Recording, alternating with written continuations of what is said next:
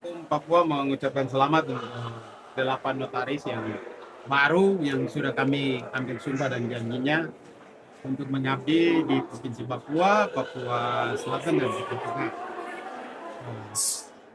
Dengan pelantikan di hari ini bertambah 8 notaris baru. Jadi total notaris yang bekerja di tempat ini ada 96. Ya, 96 ditambah 8 berarti sudah 106. Ya, ya 100. 106 dong. Ya, 106 notaris yang sudah ada di Provinsi Papua. Papua Tengah, Papua Pegunungan, Papua Selatan. Tadi dalam sambutan saya memang saya sedang berpikir dan saya berharap untuk adik-adik kita yang sudah sarjana hukum yang daftar untuk menjadi notaris harus belajar dan mempersiapkan diri dengan baik, khusus untuk orang asli Papua. Kita butuh juga harus ada notaris orang asli Papua. Sehingga karena notaris itu pejabat publik dan dia harus memiliki profesionalisme. Saya pikir dengan Otsus saat ini beberapa kabupaten membutuhkan notaris yang orang asli. Jadi kami berharap itu harus didukung tidak hanya oleh saya selaku Pak Kamil, tapi gubernur di 4 provinsi juga harus memberi dukungan. Itu pertama. Yang kedua, dengan pelantikan notaris hari ini, maka Provinsi Papua Tengah itu dari jumlah notaris yang ada mungkin akan lebih tepat kita membentuk MPD, Majelis Pengawas Wilayah Notaris Daerah Provinsi Papua Tengah. Karena notaris di Papua Tengah itu sudah melebihi 20. Dan paling banyak itu di Kabupaten Mimika. Jadi mungkin karena pembentukan MPD itu dia mengikuti jumlah notaris, dia tidak mengikuti ibu kota provinsi. Nah, jadi mungkin kedudukan MPD untuk Papua Tengah itu akan ada di Timika, tapi untuk notaris yang ada di Nabire dan di kabupaten yang lain itu bisa bergabung di situ. Nah, yang ketiga, tantangan bagi notaris ini berdasarkan undang-undang KUHP yang baru, itu kan undang-undang ini juga mengatur tentang korporasi, tentang perusahaan.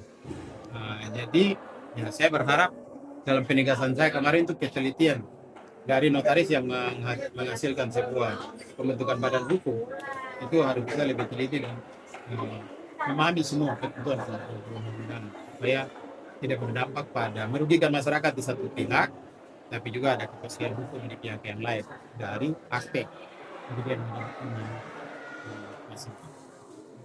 Tapi kadang untuk orang asli Papua sendiri yang harus Saya pikir tidak lebih dari 5 orang. Dan kemarin kan Pak Abel Mulia kan sudah meninggal.